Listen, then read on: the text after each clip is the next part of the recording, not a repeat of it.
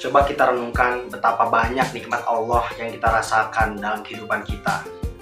Dan nikmat itu nyata adanya. Sehingga termaktub dalam surat Al-Kautsar ayat 1. Bismillahirrahmanirrahim.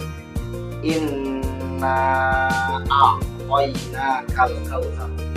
Sesungguhnya kami telah memberikanmu nikmat yang banyak. Tentunya nikmat ini seharusnya bisa menjadikan kita lebih dekat kepada Allah Subhanahu wa taala. Jangan sampai nikmat ini menjadikan kita jauh kepada Allah Subhanahu wa taala. Lalu bagaimana cara kita mendekatkan diri kepada Allah Subhanahu wa taala? Maka jawabannya simak di slide selanjutnya, tadabbur surat Al-Kautsar ayat 1 sampai 3. Bagaimana cara mendekatkan diri kepada Allah Subhanahu wa taala? Maka dijelaskan dalam ayat selanjutnya, yaitu ayat 2, yaitu Bismillahirrahmanirrahim. Fasholli lirabbika wanhar. Maka sholatlah kamu pada Tuhanmu, wanhar, dan berkurbanlah. Dua ibadah yang diperintahkan dari ayat tersebut adalah sholat. Yang kedua adalah berkurban. Sholat ini adalah rutinitas yang biasa kita lakukan selama satu hari, satu malam, itu 5 waktu, dari subuh, zuhur, asar, maghrib, dan isya. Kemudian yang kedua adalah ibadah kurban, yang merupakan ibadah tahunan hanya bisa dilaksanakan pada bulan Dzulhijjah, yaitu pada tanggal 10, atau bisa di hari tasyrik pada tanggal 11, 12, 13 Dzulhijjah.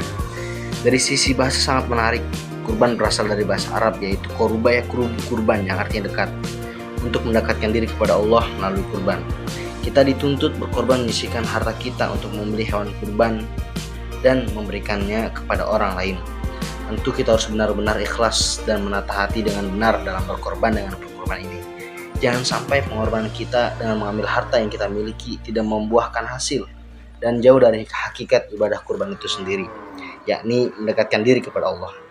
Jangan sampai kita salah niat sehingga kita malah akan semakin jauh dari Allah, seperti ingin dipuji orang atau niatan-niatan lain yang tidak lillahi ta'ala. Dari segi hukum, menurut Imam Malik dan Imam Syafi'i adalah kesunahan yang diutamakan atau sunnah muakkadah.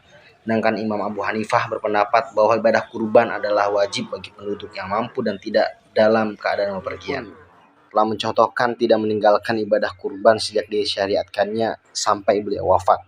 Dalam hadis dari Aisyah yang diriwayatkan oleh Imam Tirmizi dari Ibnu Majah, ma'amila nabiyyun min amalin yawman nahri ahabbu ilallahi min ihraqid dam innaha la ta'ti yawmal qiyamati bi quruniha wa ash'ariha wa azlafiha wa anna damma la yaqau minallahi bimakanin qabla ayaqa'a minal ardi fatibu biha nafsan. Tidak ada suatu amalan yang dikerjakan anak Adam pada hari Idul Adha yang lebih dicintai oleh Allah dari menyembelih hewan kurban. Karena hewan itu akan datang pada hari kiamat dengan tanduk-tanduknya, bulu-bulunya, dan kuku-kukunya. Darah hewan itu akan sampai di sisi Allah sebelum menetes ke tanah.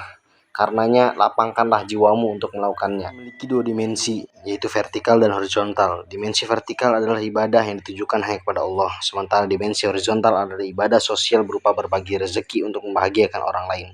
Ketika kita mampu membahagiakan orang lain, maka kita pun akan merasa bahagia. Kita senantiasa berlomba-lomba untuk senantiasa melaksanakan ibadah kurban, agar kita semakin dekat dengan Allah Subhanahu wa taala, agar kita dinobatkan dalam hamba yang bersyukur. Jangan sampai kita menjadi hamba yang kufur karena enggan melaksanakan ibadah kurban padahal kita mampu melaksanakannya. Jangan sampai pula kita termasuk dalam ayat yang ketiga, yaitu inna syani'aka huwal abtar. Sesungguhnya orang yang mencimu ialah yang terputus. Terputus dari apa? Terputus dari rahmat Allah Subhanahu wa taala.